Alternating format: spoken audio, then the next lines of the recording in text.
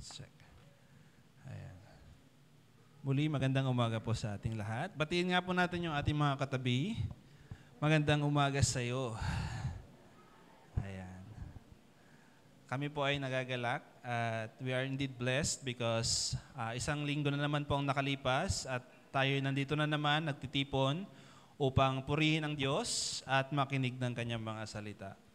So, today's topic ay in connection to our creation series, though hindi po siya kasali doon sa mismong series natin, sa Day 6, The Creation of Man. So naalala po ba natin yung ating creation series?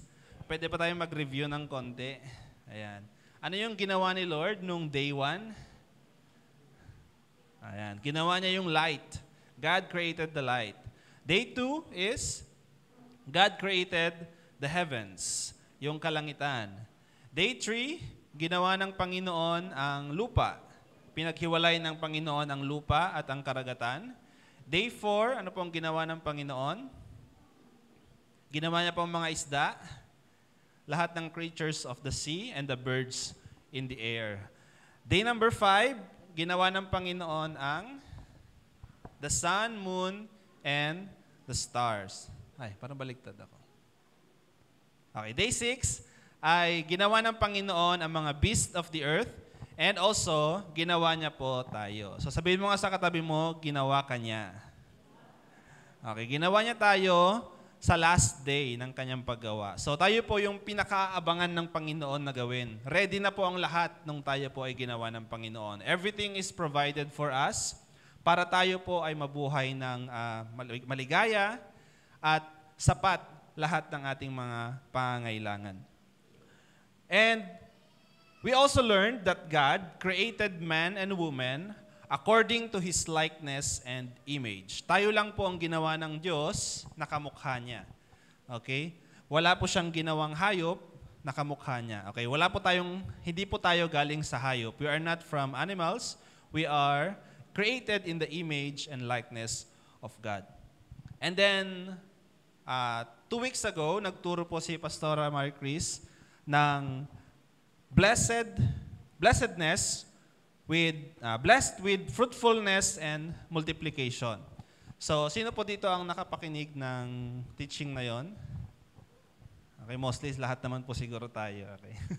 Hindi na siguro maalala. Okay, yun po yung teaching before nagturo si Pastor. And narinig po natin yung kanyang testimony that pati man po ako ay nakarelate because just like her, we all feel like sometimes we are missing out doon sa blessing ng Panginoon. Pag nakita natin yung mga ibang tao na nabiblessed, napapaisip tayo, Lord, bakit siya nabiblessed?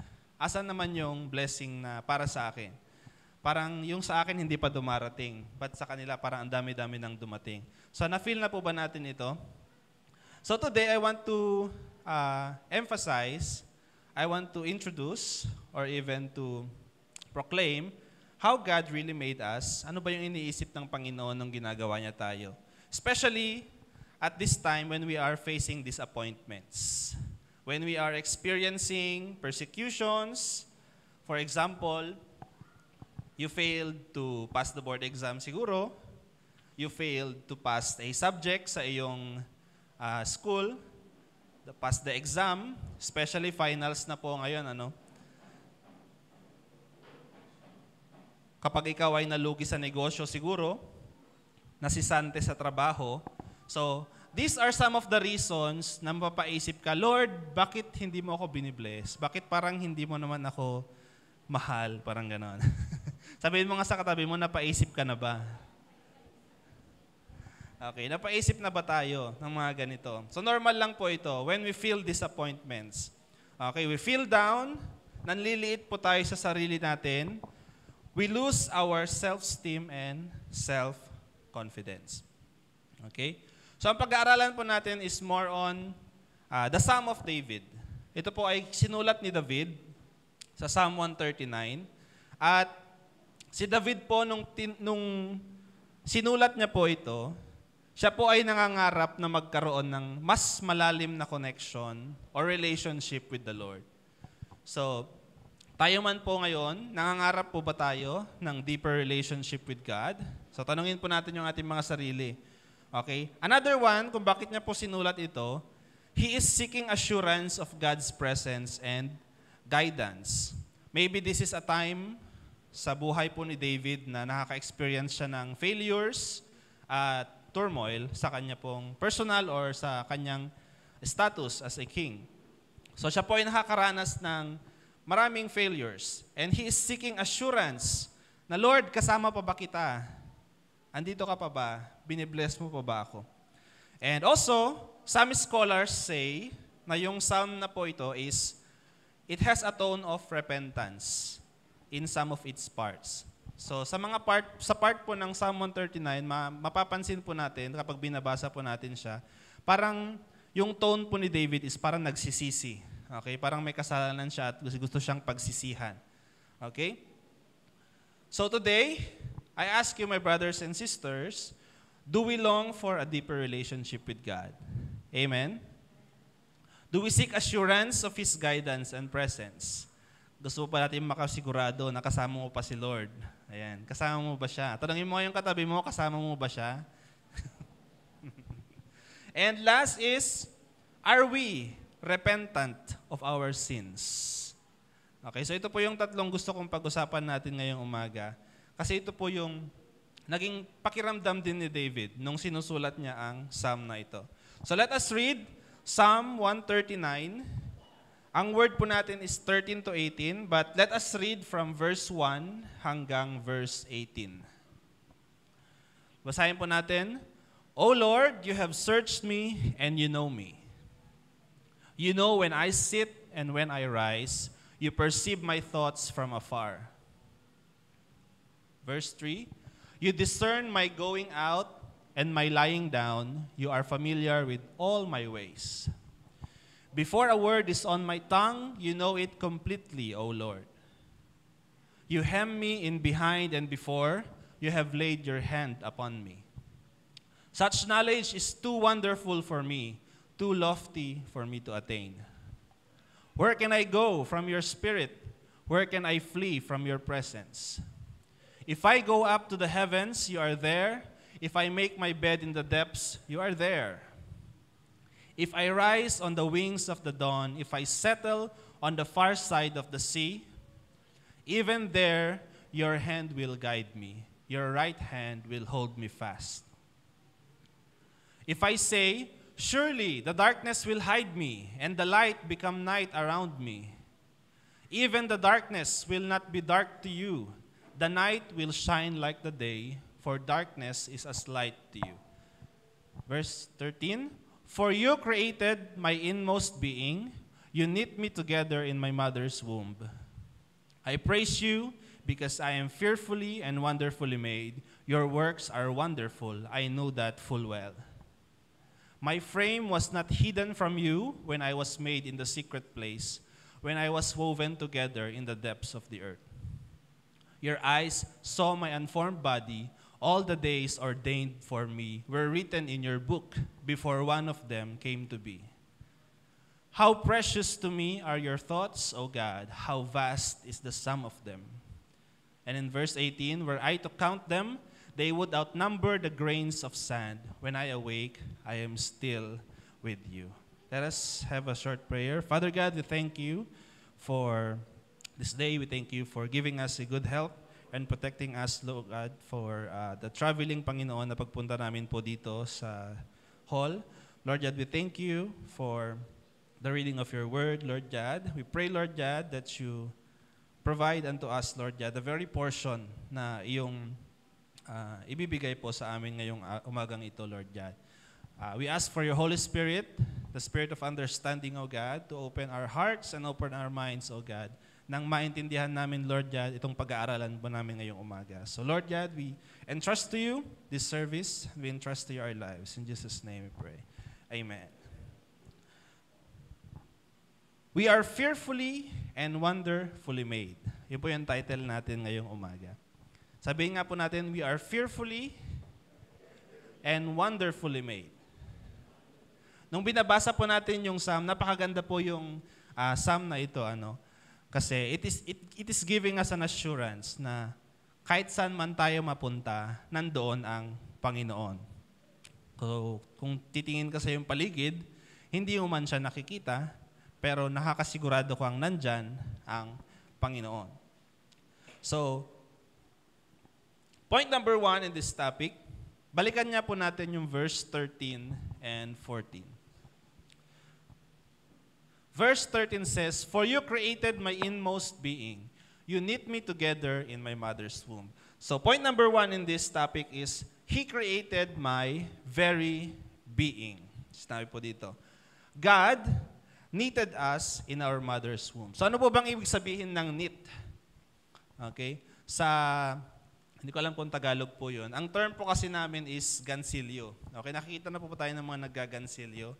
So nakita ko lang po siya sa isang pinsan ko noon nung sila ay nag-aaral sa TLE. So naggagansilyo po sila. So ngayon, bihira na lang po ako makakita ng ganun. Minsan sa mga matatanda, pampalipas ng oras, nagagansilyo. So sabi ni David, God knitted him in his mother's womb. So noon, bata pa lang po, o hindi pa pinapanganak si David, nasa sinapupunan pa lang po ng kanyang ina, siya po ay ginagawa na ng Panginoon. Siya po ang nag-knit doon po sa mga every parts ng kanyang katawan, nung siya po ay nasa sinapupunan pa lamang. While we are still in the womb, God cared for us. So makikita po natin na nasa sinapupunan pa lang tayo ng ating mga ina, ay nandun na po yung pag-aalaga ng Panginoon. Doon na po nagsimula na ang Panginoon, He started to care for us. Could you imagine, hindi pa nagagawa yung puso mo, yung mga parts ng katawan mo, na God already cares for you. So, marami po akong nakikita mga buntis, ayan, mga expecting mothers ngayon. Know that yung baby po ninyo, nasa sinapupunan pa lang, God cares for them. Okay, since we are the carrier of God's image and likeness, we also have the responsibility to love the child while they are still in the womb. Okay, so nabanggit po ni Pastor kanina about sa bill ng abortion. So, actually part siya ng teaching ko ngayon. Medyo nag-dwell po ako ngayon dito sa abortion. In some countries, naipasa na po kasi yung bill ng abortion. So, perhaps, inisip nyo, hindi naman ako qualified na magturo siguro kasi lalaki naman ako, hindi naman ako mabubuntis. Ayan. Perhaps, I'm not qualified as a man. But, as a child of God, it is our responsibility and it is our responsibility na malaman at kailangan po nating tayuan yung ating pananampalataya as children of God. So tanong, is abortion wrong? Yes, it is wrong in the eyes of the Lord. So sabi ko nga, in some countries, abortion is already legal. So tinatanggap na po siya. Ano pong ibig sabihin kapag legal? Katanggap-tanggap na po siya sa society and pwede ka nang magpa-appointment sa doktor mismo, licensed doctor, para ipalaglag yung batang dinadala ng isang ina.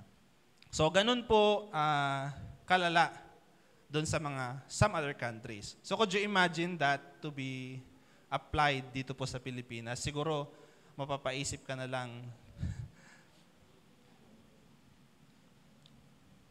So in some countries, yun po yung case.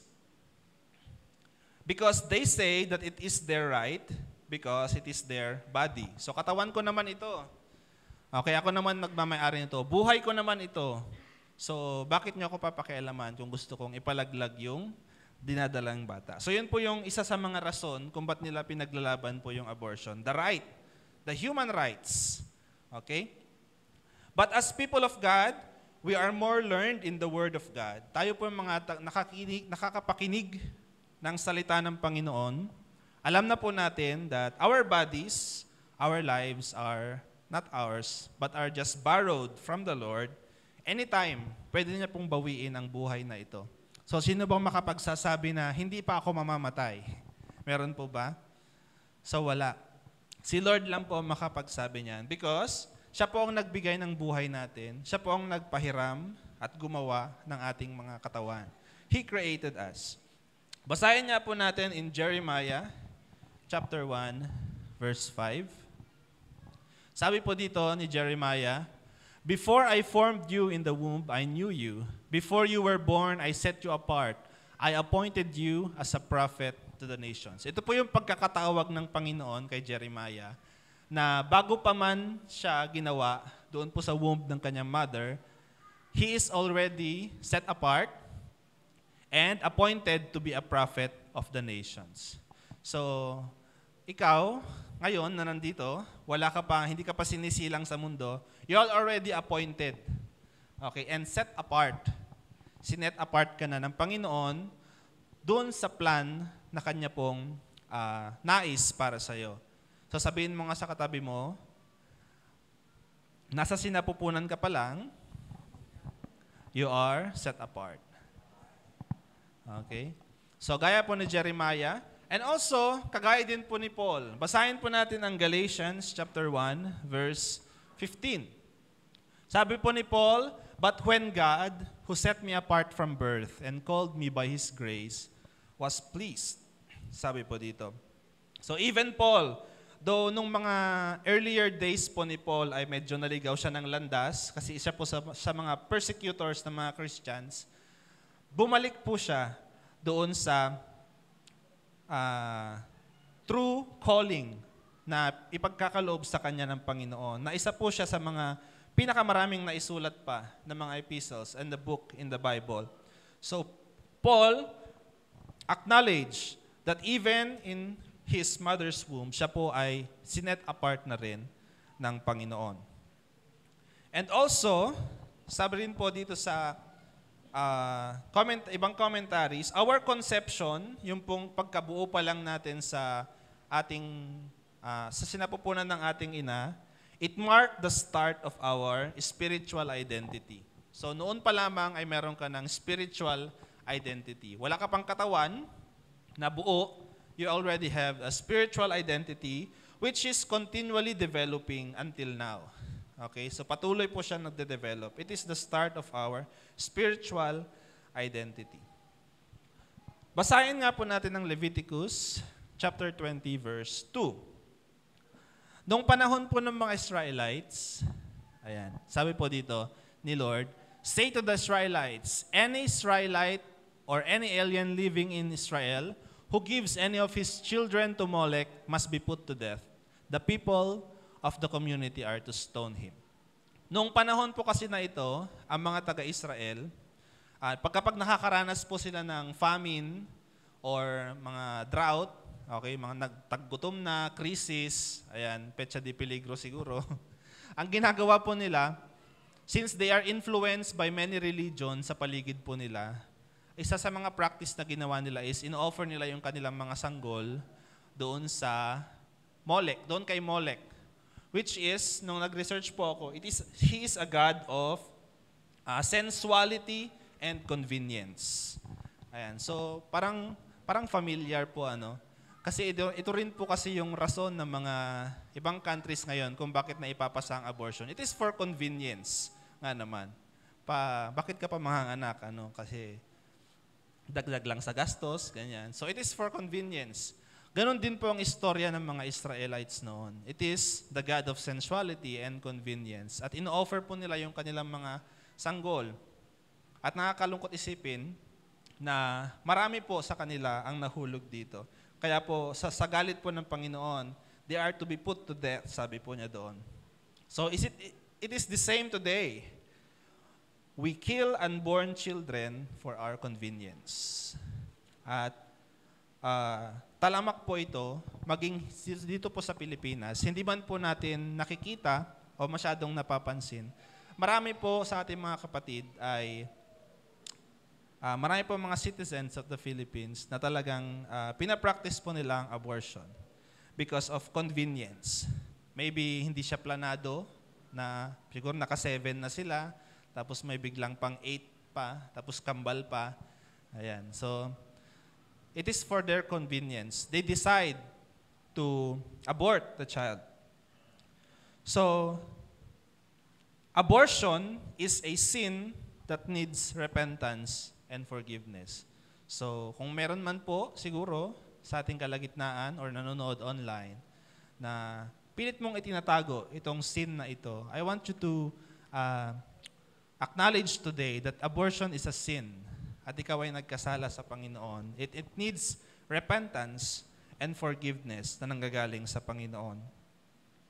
So, ang Panginoon ay handang magpatawad, but it needs repentance. You need to be, ano bang tawag dito? Willing na lumapit sa Panginoon. Even if you did it in secret, the Lord knows. Sabi po ng binasa natin kanina, kahit saan man ako magtago, Lord, alam mo. Alam mo. Sabihin mo nga sa katabi mo, alam ni Lord yung secret mo.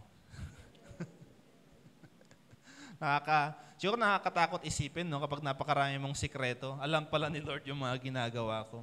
Yung feeling mo, you did it in secret, but the Lord knows it. Hayag po sa Diyos ang lahat. And that, makita po natin, again, I remind everyone that He created us. He created our very being noong tayo po ay nasa sinapupunan pa lamang. At sabi po sa verse 14, basahin po natin ang verse 14 ng Psalm 139. Ano po ang sinabi ni David nung kanya pong na-realize ito?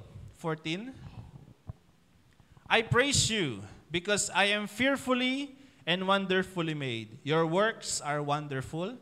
I know that full well. So sinabi niya po, I praise you. Pinupuri kita, Panginoon, dahil ako ay fearfully and wonderfully made. So fearfully, ang ibig sabihin po ng fearfully is, ang kanya pong word sa Hebrew is yare, which means with great reverence, heartfelt interest, and with respect. Nung ginagawa po tayo ng Panginoon, meron po siyang great reverence, heartfelt interest, and ginagawa niya po tayo with respect. Our creation is so intricate, complex, and marvelous that it inspires awe and reverence. Awesomeness. Okay? Yun po yung ibig sabihin ng fearfully made. Very heartfelt. And wonderfully, naman, ang ibig sabihin po nito is unique and set apart. So we are fearfully and wonderfully made by God. At nung nalaman po ni David ito, ang sabi niya po sa Panginoon, I praise you. I praise you, Lord.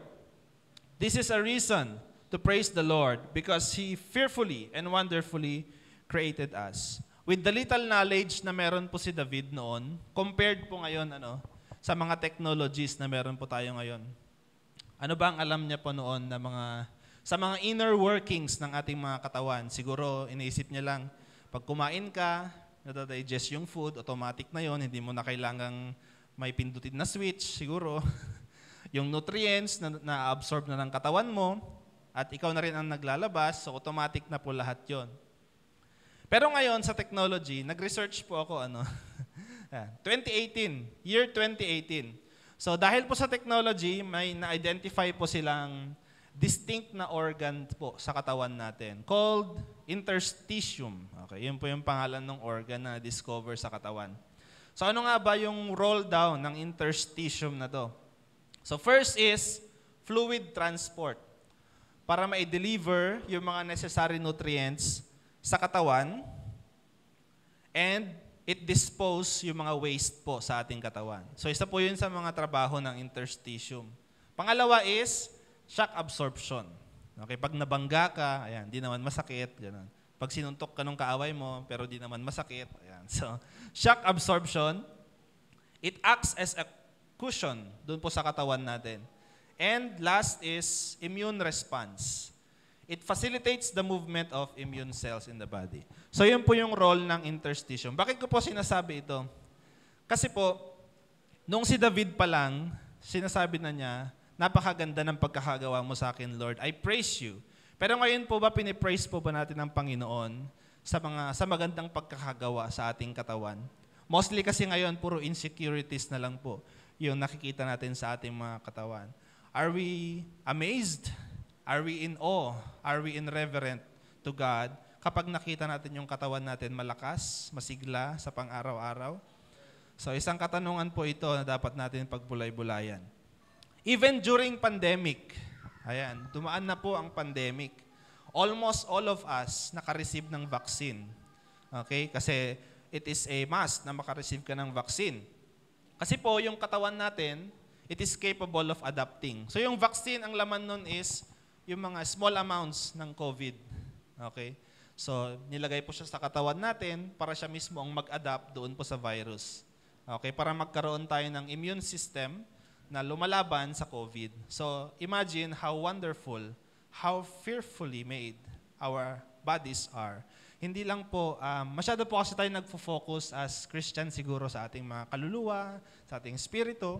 Pero ngayong umaga, gusto ko mapansin natin yung ating physical na katawan, kung gaano kaganda ang pagkakagawa sa atin ng Panginoon. It is so perfect that wala ka nang kailangang, hindi na siya manual, kumbaga. Naka-automatic na mostly. Okay? So praise the Lord for that. Sabihin mo nga sa katabi mo, hindi ka marupok. Hindi nga ba? Ayan. Ang katawan po ng tao ay hindi marupok. Ang marupok po yung damdamin natin. Ayan. Kasi po, sabi po sa Bible, guard your heart above all else. Kaya dapat po natin i-guard yung ating mga damdamin. Kasi yung damdamin natin hindi gaya ng katawan na hindi marupok. Okay? So, biniyayaan tayo ng malakas na pangangatawan ng Panginoon. So, we must use it. Kaya gamitin natin sa tama at sa kung ano ang inline sa kalooban ng Panginoon. Huwag po nating abusuhin yung ating katawan na binigay ng Panginoon sa atin. So, it is enough reason to say, I praise you, Lord. Sa bawat paggaling ng mga sakit, ayan, nung tinulog mo lang, paggising mo, gising ka na. Paggising mo, magaling ka na. Sa bawat paghilom ng mga sugat, siguro nasugat ka ng kutsilyo, nag-i-slice ng mga gulay. After 1 week, wala na, okay na. Pasalamatan ng Panginoon sa pagbibigay ng matatag na pangangatawan sa atin. So, isa itong mga rason to praise God. Amen. So, point number 2 sa ating pong topic, He sees me every moment. Nakikita daw tayo ng Panginoon sa bawat pagkakataon. Basahin po natin ang verse 15 and 16.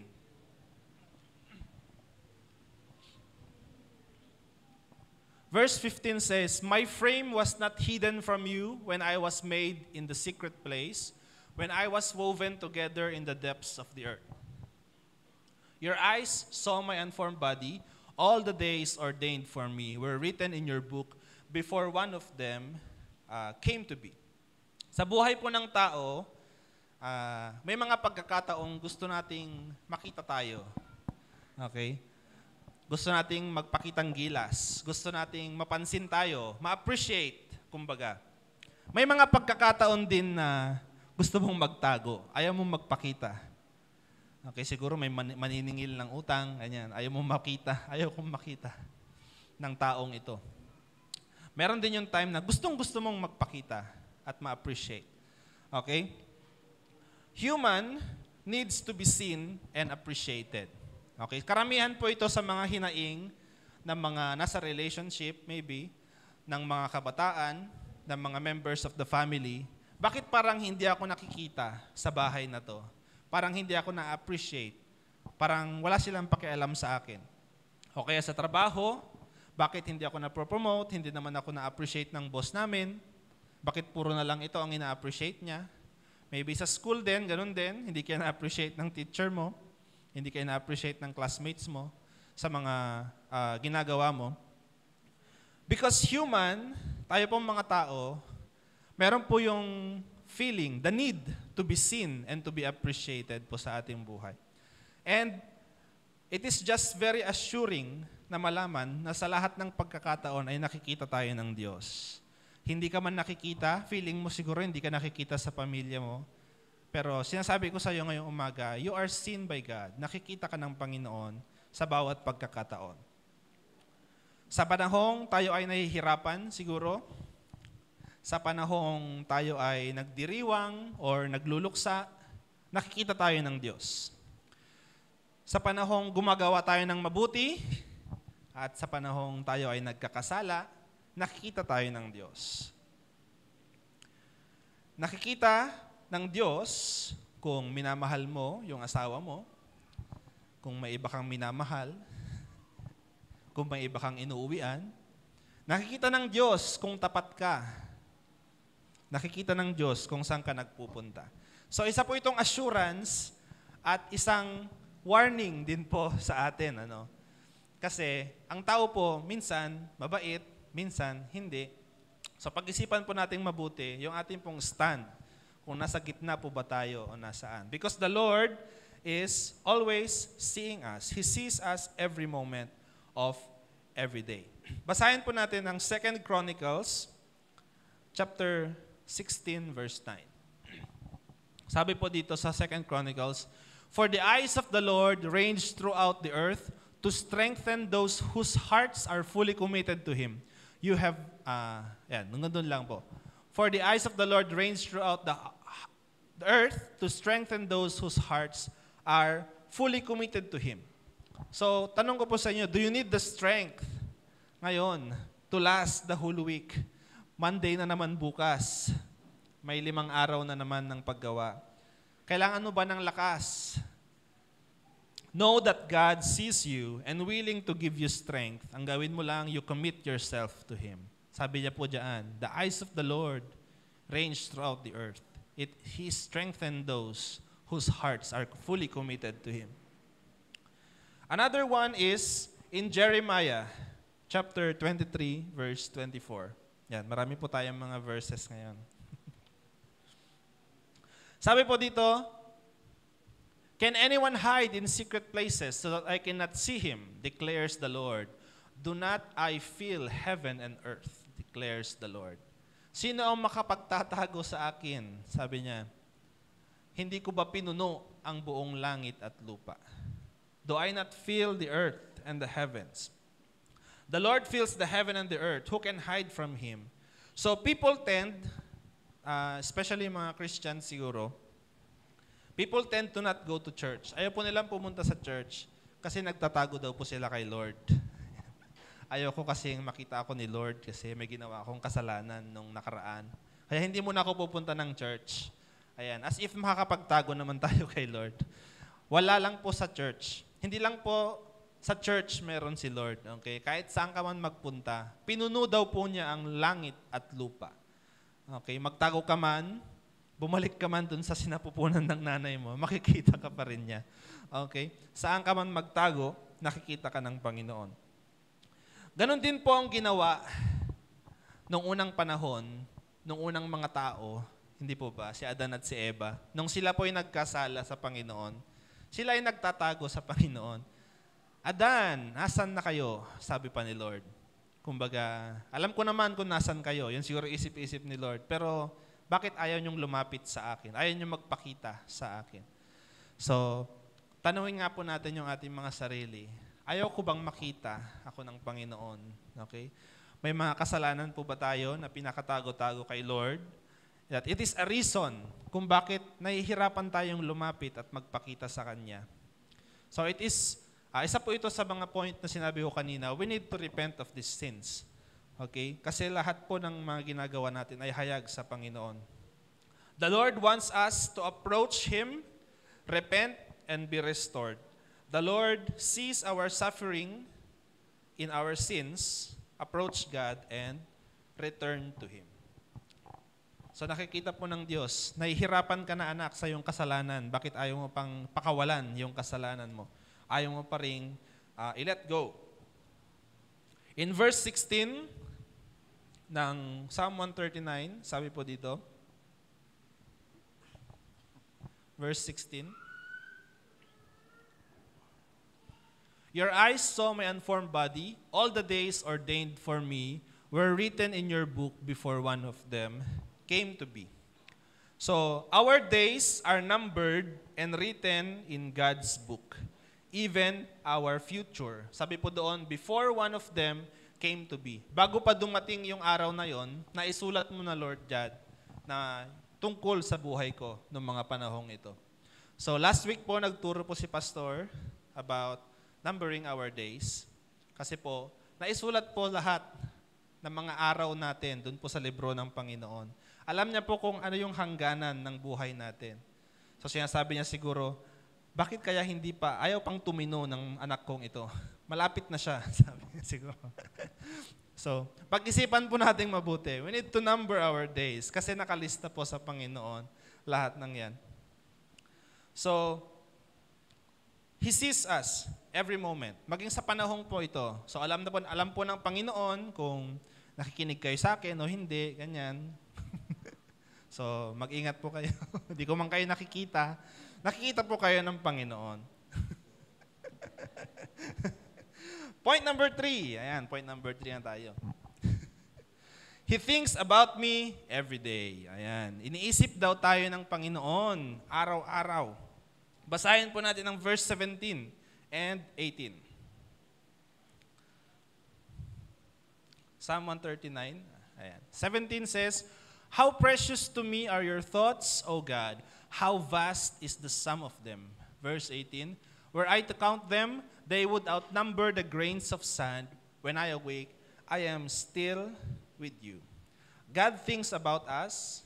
Sinasabi mo siguro, iniisip pa kaya ako ni Lord? Nakalimutan naman na niya ata ako. Nasaan na yung blessing na para sa akin? Bakit parang wala na? Sasabi po dito, God thinks about us. His thoughts about us would outnumber the grains of sand. So, nakakita po ba tayo ng buhangin sa isang dagat? Hindi po sinabi ni David dito kung isang dagat lang po ba ito o saan. Sinabi niya, the grains of sand. So, siguro lahat. So, ganun po karami. Ganun po karaming beses na iniisip ka ng Panginoon. So, if you are feeling stuck, as sabi ko kanina, you feel disappointed, siguro nung nakaraang board exam, katatapos lang po ng mga board exam, hindi ka siguro nakapasa, Lord, pang ilang take ko na to, na-stuck na ata ako dito. So, basahin po natin ang Jeremiah. Marami tayong Jeremiah ngayon. Chapter 29, verse 11. Sabi ng Panginoon, "For I know the plans I have for you, declares the Lord. Plans to prosper you and not to harm you. Plans to give you hope and a future." Iniisip po tayo ng Panginoon, nakaplano po tayo. May plano po ang Panginoon para sa atin. Kahit tayo minsan, wala tayong plano sa sarili natin. No? Pero ang Panginoon, may plano po siya sa atin to prosper us, not to harm us, to give us hope and a future. Iniisip ka ng Panginoon. So, kung wala tayong plan sa sarili natin, pues si Lord meron. So, pala decision kasi si Lord. Kaya, may plano siya para sa atin. Ayan. So, sabihin mo nga sa katabi mo, nasa isip ka ng Diyos. Ayan, wag po tayong mag-alala. Hindi tayo nakakalimutan ni Lord. Psalm 40. Ayan, meron lang akong last 2 verses before I end.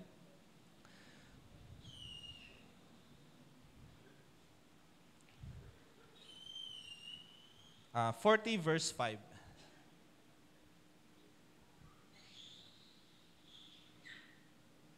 Sabi po dito, "Many, O Lord, my God, are the wonders you have done. The things you planned for us, no one can recount to you. Were I to speak and tell of them, they would be too many to declare."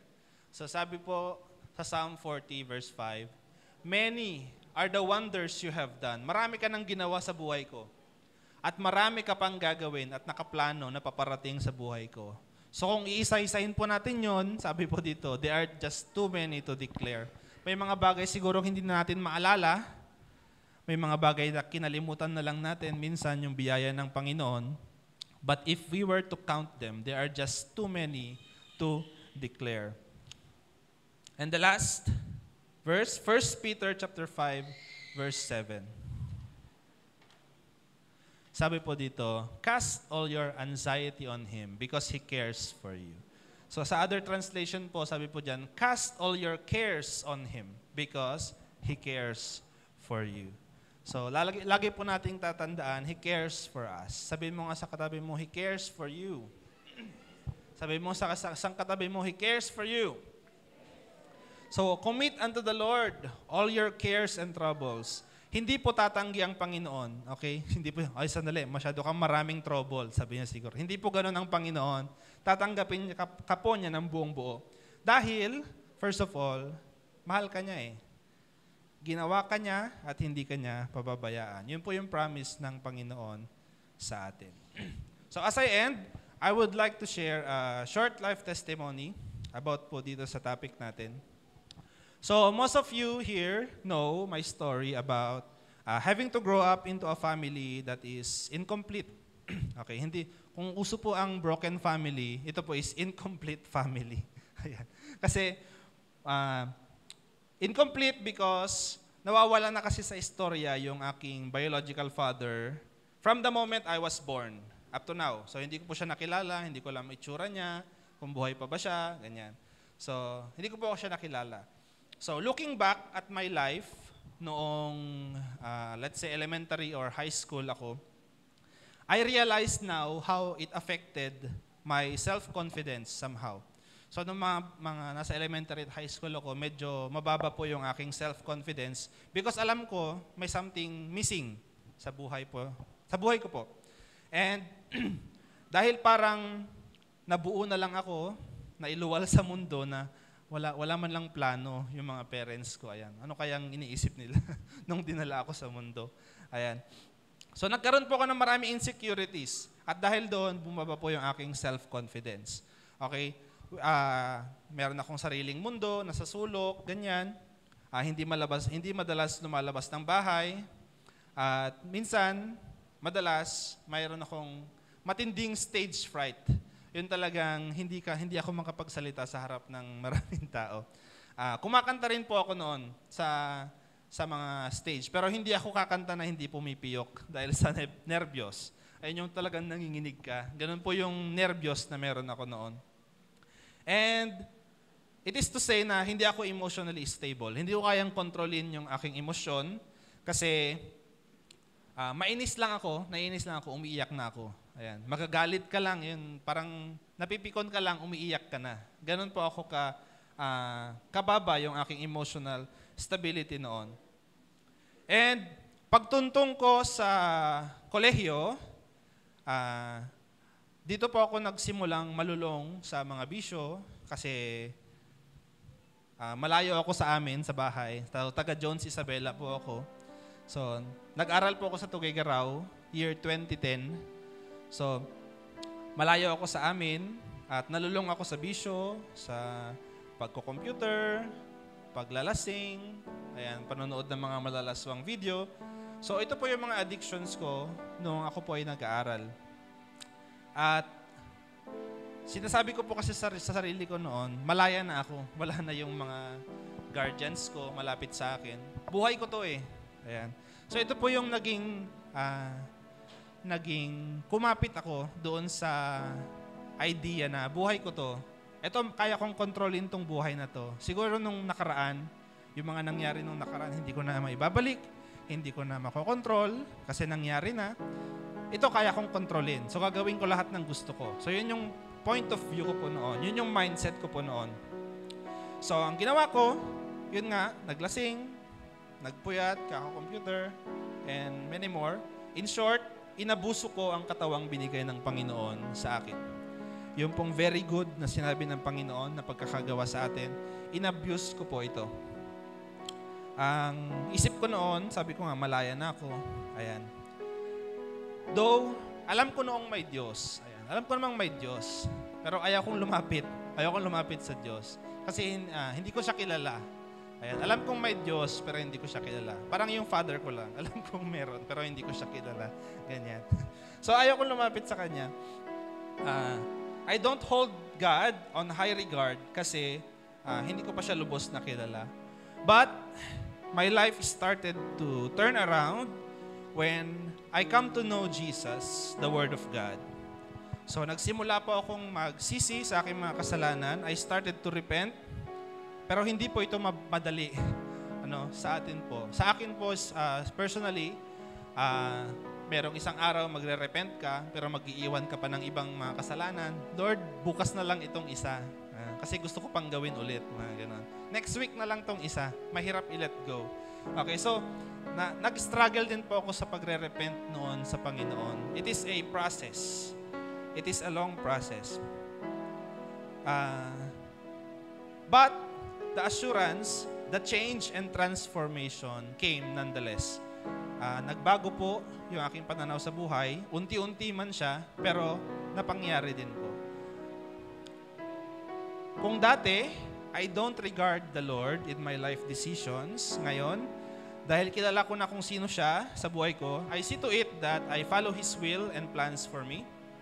Kung may dumating man na temptation, kasi hindi po natin may iwasan yung may mga temptation pa rin, I have a stronger resolve to resist temptations because I know that God is there for me. Alam ko nakikita ng Panginoon na nahihirapan din ako at alam ng Panginoon kung kailan ako mahina. Okay? Alam ng Panginoon kung kailan tayo mahina. At alam ng Panginoon na tayo ay natitempt din. But God is always providing a way out for us.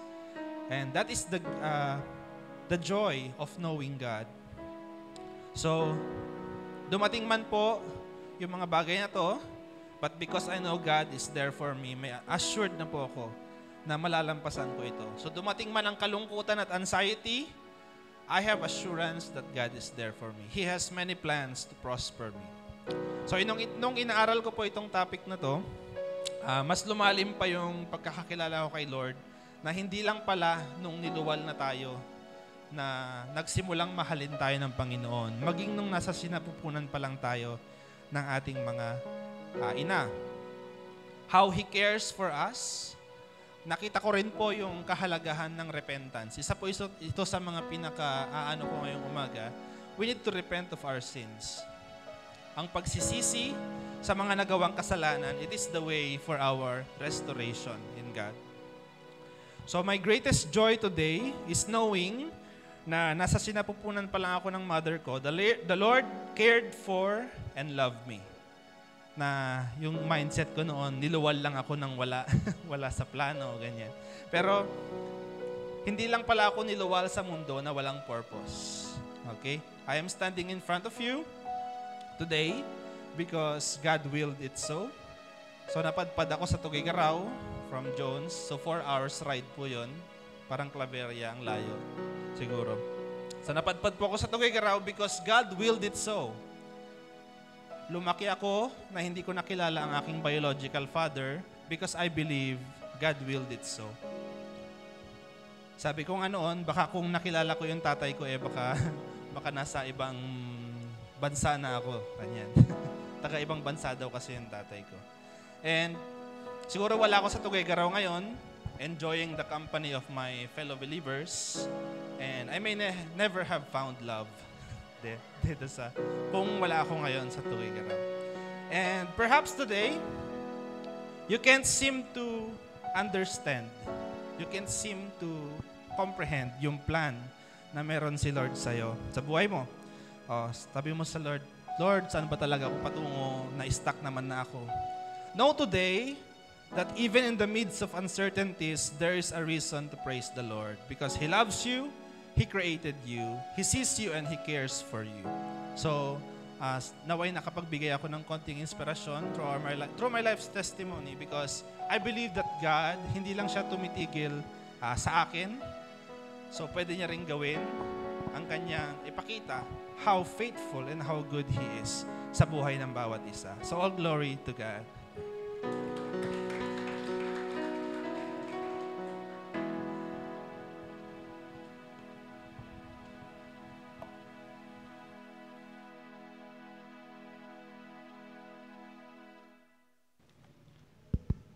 All right. Thank you, Dave. Buti na lang dumating ka sa Tuguegarao. Okay, so I hope lahat po tayo ay tumanggap ngayong umaga. Are we all blessed? Yes, we are fearfully and wonderfully created. We are fearfully and wonderfully made ng ating pong Panginoon. Now, brothers and sisters, life is more than just eating and drinking. May malalim na dahilan ng Panginoon kung bakit po niya tayo nilikha. More than what we are enjoying now. Kung alam lamang po ng bawat tao, the very purpose kung bakit po tayo nilikha ng Panginoon, wala kang sasayanging oras, wala kang sasayanging pagkakataon. A lot of people today, hindi po nila ma-appreciate ang bawat araw na dumarating sa buhay po nila.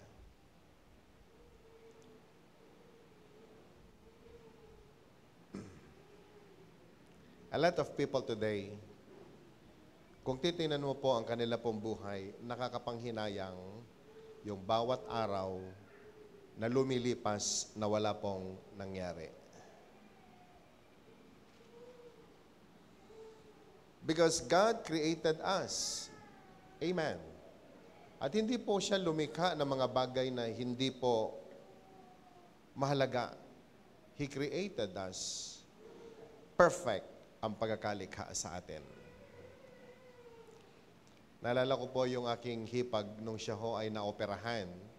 Na-bypass po siya sa kanyang puso. So, nagkaroon ng block yung kanya pong artery sa puso. 3 yata? Basta more than 2. So, pumunta po kami doon. Nakita ko po yung itsura niya. Para siyang, alam mo yan, parang tinapa na palaka. Ganun pala ang tao, no? Pagka binuksan ka, talagang parang di mo alam kung ano ang mangyayari. Naging very successful yun po kanyang operation, yung kanyang vein na barado, kaya pala bypass sapagkat binutas yung kabila, pagkatapos meron silang ikinabit para dumugtong doon sa nabarahan. So tinanong ko siya, saan kaya kinuha yung vein? Pinakita po niya yung sugat niya doon sa kanyang legs at doon po kinuha. Alam mo, sabi ko, wow, ang galing naman ni Lord. Pati yung extra, inilagay niya dyan dahil meron siyang pagkakagamitan. Amen? So, sabi ko, wow, ang galing naman. Tapos, meron po ako isang kaibigan na operahan, halos nabura yung mukha niya dahil sa disgrasya. So, sabi ko, oh, ano kaya mangyayari doon sa kanyang doon sa masyadong malalim na surgery na ginawa sa kanyang mukha. So tinanong ko ulit, sabi ko, bakit parang wala naman nangyari? Nasyak lang po ako na yun pong laman sa kanyang puwit. Yun yung kinabit sa... Kaya minsan tinatanong natin yung pagkakalikha natin, anong gamit kaya nung malaking... Mayat kumano baboy, tipigi, talaga nga pangkarne niya. Ngayon ti tao. Pero alam nyo, God is perfect. At nung ginawa ka niya, perfect ang pagkagagawa sa iyo. Can I hear a man? And your whole being was created by God perfectly. Wala ka nang idadagdag dyan, wala ka nang dapat baguhin sapagkat perfect ang pagkakagawa sa iyo ng Panginoon. Your being is perfect. Kaya po, lahat tayo pare-pareho ang pagkakalikha ng Diyos sa atin. Perfect. It is only that we need to acknowledge na tayo nga po, created by God perfectly. Kaya nga po, walang dapat diskontento sa buhay ng isang tao kung alam lamang natin. Alam ko yung feeling ni Dave, yung mabuhay ka sa isang tahanan na hindi kompleto.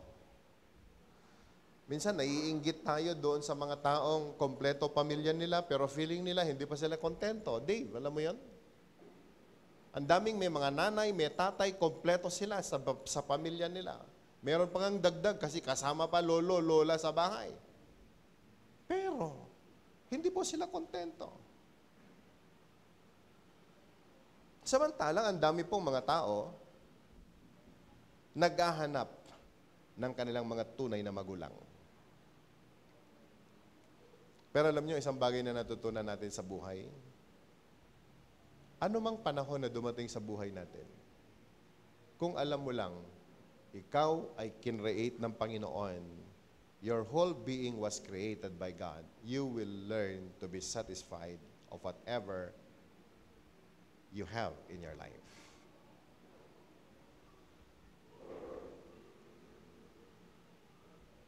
Kaya po kapatid kaibigan, ngayon pong umaga before we end in prayer, kinakailangan pong balikan natin ang salita ng Panginoon. And then we need to put ourselves in the Word of God. Mawawakasan ang lahat ng mga emo ng buhay ng tao kapag maintindihan po natin ang salita ng Panginoon. Meron pa akong gustong ugali ng asawa ko. Every day nga rumwarak, ti saludsod na kastoy, papanam, di sasabihin ko kung saan ako pupunta. Tapos sasabihin niya sa akin, aginana ka man? So every time na meron akong gagawin, ang kanya pong sasabihin sa akin, aginana ka. So pag nasa bahay po ako, ang tuwan-tuwa po ako sa kanya kapag sabi niya sa akin, maturog ka man. Ako po yung tao na hindi mo ako mapapatulog ng tanghali. Madalas ko po sinasabi sa kanya, ang dami kong mga bagay na dapat i-accomplish. At ang lagi ko pong sagot sa kanya, ang pagtulog ay ginawa ng Panginoon sa gabi na dapat kang matulog. Ngayon pilitin na alatang maturog no aldaw. Sabi ko, nung bata ako, narinig ko yan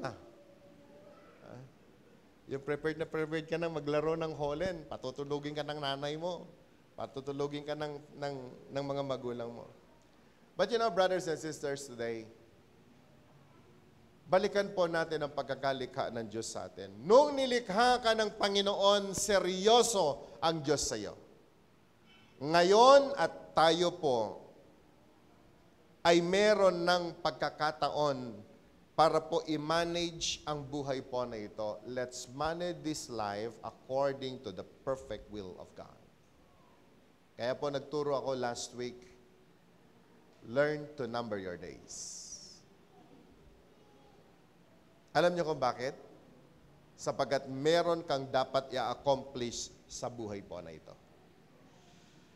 Because God created us, be sure that that creation na Kanya pong ginawa ay nagbibigay ng papuri at pagsamba sa Panginoon araw-araw. Can I hear amen? Why? Sabi po ng number 2 in your notes, nakalagay po dyan, because God sees you. Nakikita ng Panginoon ang buhay mo, araw-araw, minuminuto. Nakikita niya kung paano po mo ginagamit yan. And everything that we are doing sa buhay po nito, they are all recorded in heaven. Hindi pa man tayo na isilang sa mundong ito, our life is already numbered. Our life is already directed na meron po tayong dapat gawin sa araw-araw. Kaya nga po, every day, bago po tayo gumawa ng kahit na ano, meron dapat pagkakataon to stay in the presence of God and wait upon the Lord and ask God, Lord, ano ang ipagagawa mo sa akin sa araw na ito? If only we know how to commune with God, if only we know how to wait upon the Lord every day, hindi po tayo magkakamali sa mga decisions na gagawin natin sapagkat ang Panginoon i-reveal po niya sa atin ano yung dapat mong gawin sa araw na yan. Bakit?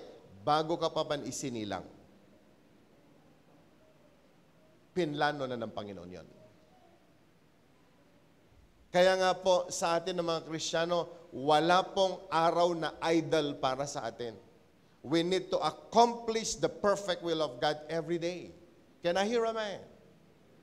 And that should be our attitude every morning. Pagbangon pa lamang natin sa umaga, kapatid, kaibigan, let's just stay in the presence of God and ask God, anong nais mong gawin ko? Because we really need to align ourselves doon sa number one, how God had created us. And number two, ano yung nais na ipagawa ng Panginoon sa araw na ito. Ang pangit po kasi sa atin kung minsan, tayo po yung gumagawa ng kung ano yung gusto natin gawin pagkatapos ipa-approve natin sa Diyos. Do you get my point? And at the end of the day, nagtagumpay ka nga.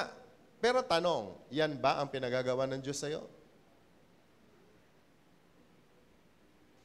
Remember, God sees our lives every moment.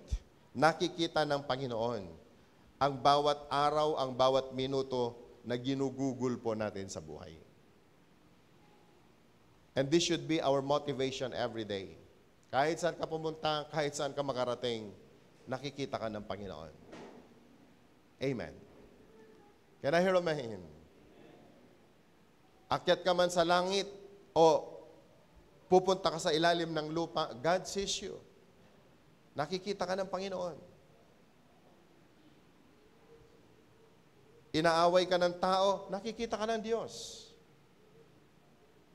Kinakampihan ka ng tao, nakikita ka rin ng Panginoon. Lahat ng bagay na ginagawa natin, every day, nakikita po tayo ng Diyos.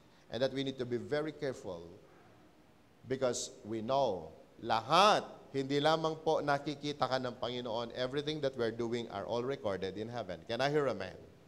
If we're doing the right thing, then God will reward us. If we're not doing the right thing, God will surely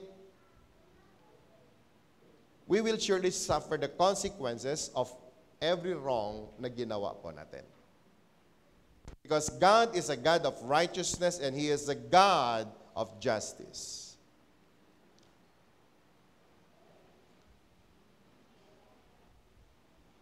At ito ho yung nakakatawa sa turo po ni Dave. Pinag-iisipan pala ako ng Panginoon. Amen? Pinag-iisipan ako ng Diyos. At sino yung Diyos na nag-iisip para sa akin?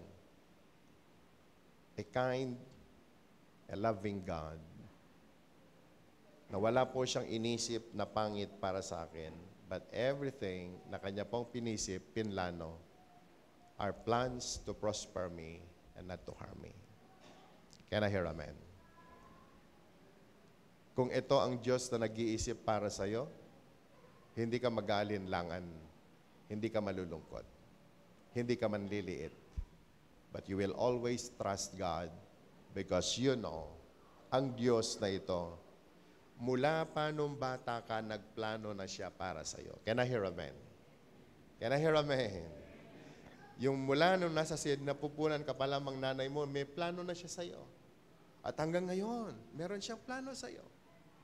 At hanggang sa pagtanda mo, meron siyang plano. And that plan, gagawin po niya yon. Ano ang dapat gawin ng tao? Just flow with the plan of God. Can I hear amen? Alam mo, pinakamahirap sa lahat kasi mga kapatid, yung magplano ka. Madalas ko rin naririnig kay Claire yan. No, amuya lang kuma. Nagri ka tiyag plano ti makan. Ilan ho dito mga nanay? Ang hirap daw magplano ng pagkain. Sabi ko sa kanya, stop planning.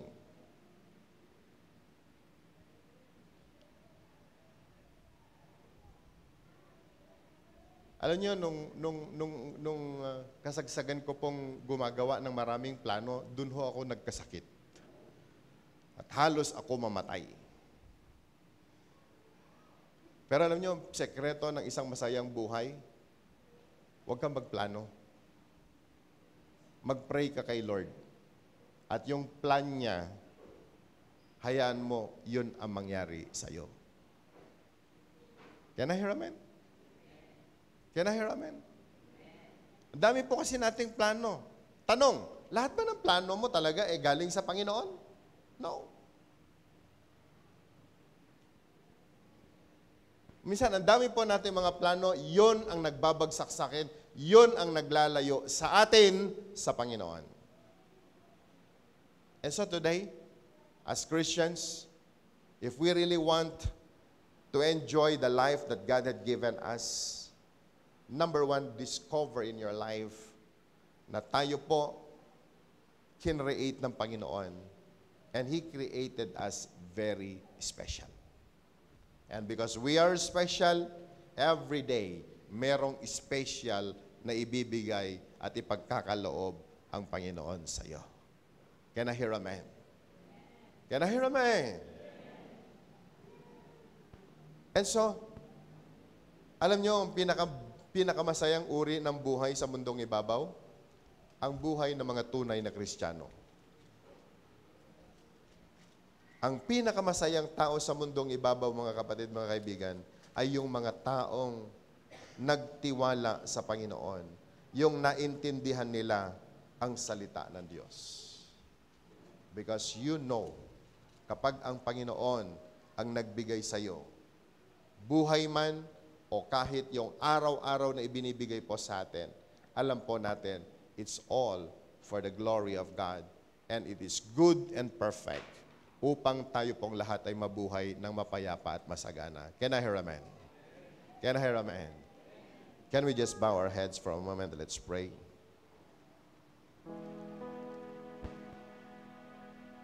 Dear God, we thank you for the word of God today. We thank you, Jesus. Thank you, Holy Spirit, for being with us. Ikaw ang Panginoon, Panginoon. Ikaw ang Diyos. Lumikha sa amin. In the womb of our mama, ikaw na Panginoon ang nag-design sa aming buong framework. Not only our bones, but our whole being. Our soul and spirit, ikaw din ang naglagay sa amin. You know, O God, our whole life. At wala po kaming maitatago sa iyo, Panginoon. Maging ang araw-araw na binibigay mo sa amin, ipinagkaloob mo dahil nais mong i-accomplish yung great plan mo, Panginoon, para sa amin. So today, Lord, I pray, let down your Spirit in our midst and give us, O Lord, that's understanding. So that today, O God, the word na amin pong tinanggap, it will become a guide upang kaming lahat, Panginoon, ay lalakad ayon sa iyong kalooban. Ilayo mo kami, Panginoon, sa temptation na kami ay mabuhay outside your perfect will. For God, this is not your will, and it will never be your will. Do not allow your people to suffer, O God. But we pray, may you be with us, Panginoon. Nung kami ay wala pang will, nung kami, Panginoon, ay wala pang ability to decide for ourselves, when we are still a fetus, O God, in the womb of our mama, we just allowed you, O God, your hands to create us. At kaming lahat, Panginoon, ay matagumpay na nagawa mo. Our whole framework ay nagawa mo.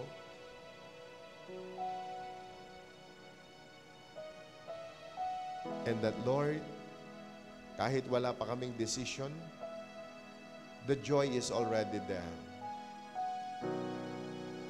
Lord, maalala po namin nung bata kami, nung hindi pa po kami marunong magdesisyon,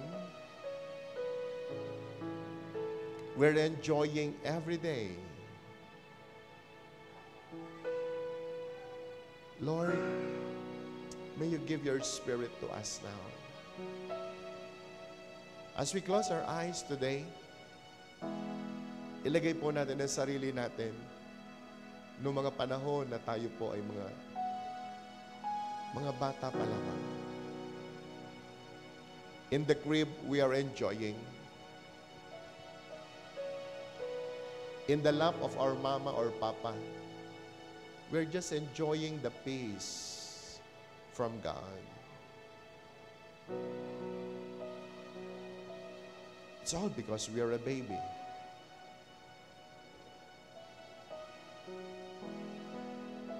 Ang lahat ng pagkikare, ang lahat ng yakap,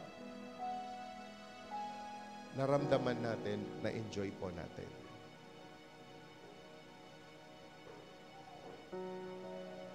We're not asking for food, but our parents are giving us food.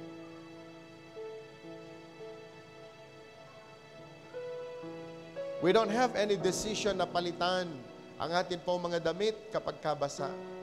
But someone is doing for us. It is because of the care ng Panginoon sa atin. Ginagamit po niya ang tao, ang mga magulang natin para po ipadama sa atin ang pag-iingat at pagmamahal ng Panginoon. Kailanman hindi po nagkamali ang Diyos. We are helpless. We are powerless.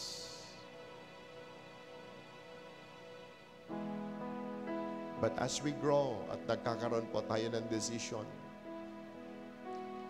unti-unti po tayong humihiwalay sa perfect will ng Panginoon. And now we are discovering mas lalo po tayong lumalayo sa Panginoon. The more we decide for ourselves, the more we plan for ourselves, the more na ang hirap po tayong yakapin ng Panginoon. Brothers and sisters, today, God is longing to care for you. God is longing na ikaw ay mayakap, na ikaw ay mahalin. God is longing for the very moment na katulad nung bata ka,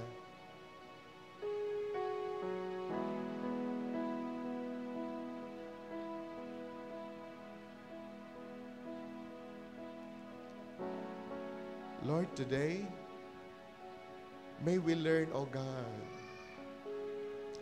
na bumalik sa iyo, Panginoon, and to surrender our whole life, sapagkat wala po kaming magagawa, Panginoon, sa buhay po na ito.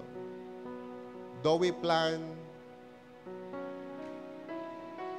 though we worry, wala po kaming maidadagdag, Panginoon, sa buhay na ipinagkaloob mo sa amin.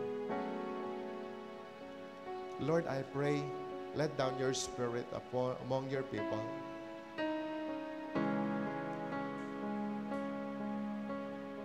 Ibaba mo, Panginoon, sa aming kalagitnaan ngayon ang iyong Santong Espiritu. At maramdaman namin minsan pa ang pagmamahal, ang pagtitiwala sa iyo, Panginoon. Shall we all rise today? And just lift your hands as high as you can.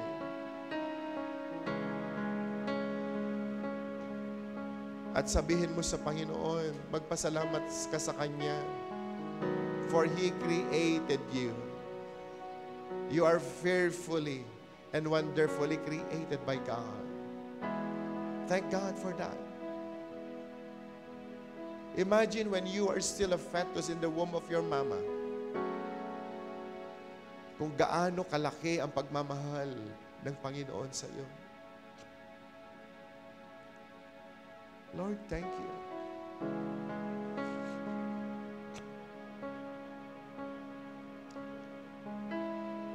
That time, tayo pong lahat ay meron pong kapayapaan. Hindi po natin iniisip kung anong future natin. Hindi po natin iniisip kung sino yung mga magulang natin. Hindi po natin iniisip ano kaya ang pagkain na naghihintay sa atin.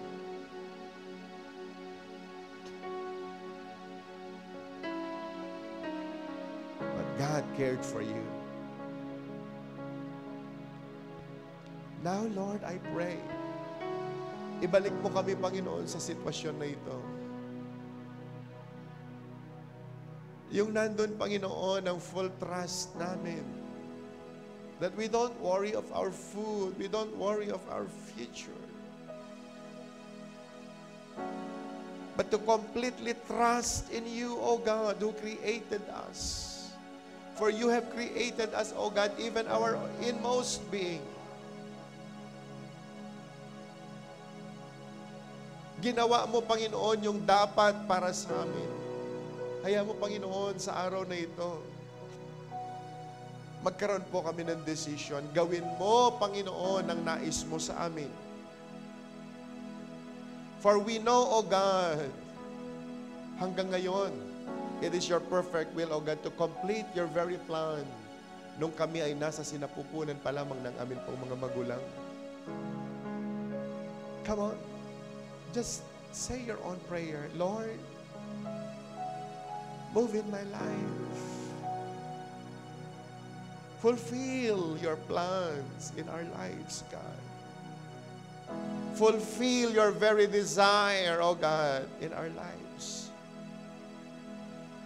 Panginoon, complete us now. Panginoon, kompletohin mo kami. Bago po kami babalik sa iyo, Panginoon, ma-fulfill nawa yung nais mo sa buhay namin. For we believe, O God, ang daming mga wasted times, ang daming po mga wasted moments in our lives. When we started, O God, to rebel against you. When we started, O God, doing our own thing. Panginoon, na-disturb yung plan mo, Panginoon, sa amin. But today, because of the teaching that we have received, Lord, come. Complete your very plan. Complete, O God, your very purpose in our lives. And we're willing to submit, O God. Brothers and sisters, napakaigsi ng panahon na ilalagay po natin sa lupa. Kung hindi po natin matatapos ang purpose ng Lord sa buhay po natin, it will be waste. It will be a waste. And even our life will be wasted. Be careful. Be careful. Life is too short on earth. Pagkatapos po ng buhay sa mundong ibabaw, haharap tayo sa Panginoon. Did we finish the race? If not, wala na ho tayong magagawa. So today, Lord, we pray, have mercy on us. Touch our spirit, Lord. Touch our spirit. O God, breath upon us. Hingan mo kami, Panginoon, na ang amin pong mga spirit, Lord, ay magkaroon ng kapangyarihan. That we will cooperate, O God, with your perfect will. Allow us to flow, O God, in your flow. Allow us to live the life, Panginoon, na nais mo sa amin po mga buhay. And Lord, we are always excited that even, Panginoon, sa panahon na kami haharap sa iyo, masasabi mo, Panginoon, welcome to my kingdom. Panginoon, ito po ang nais namin. Ang buhay namin, Panginoon, ay matatapos. Na nagawa namin ang race, natapos namin ang race, and you will reward us. So today, dear God, I pray, may you touch your people now. Bless them, oh God, bless them in Jesus' name. Touch every soul. Touch, Lord God, our soul in Jesus' name. Lord, begin to let your spirit come into our lives. Hallelujah. Come into our lives, Lord. Give us your power. Give us, oh God, even the anointing. That every day, Panginoon, gagawin na namin, O Diyos, ang nais mo sa aming mga buhay. We will not waste any time, any moment. No.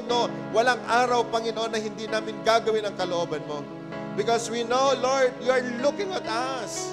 You see our life every day. Panginoon, sa araw po nito, ingatan mo ang bawat isa sa amin. And Lord, I pray, send forth your angels, O God, to minister to your people.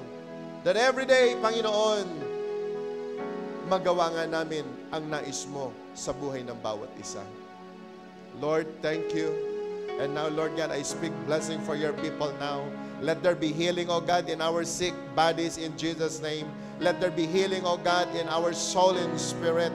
And Lord God, I pray, may you bless all the works of their hands. Lord God, bless them even in the marketplace. Use them, O God, as an avenue of blessing wherever they go. At Panginoon, sa oras na ito, Panginoon, because we believe that we are created by God, may you open even our spiritual eyes so we can see your perfect will.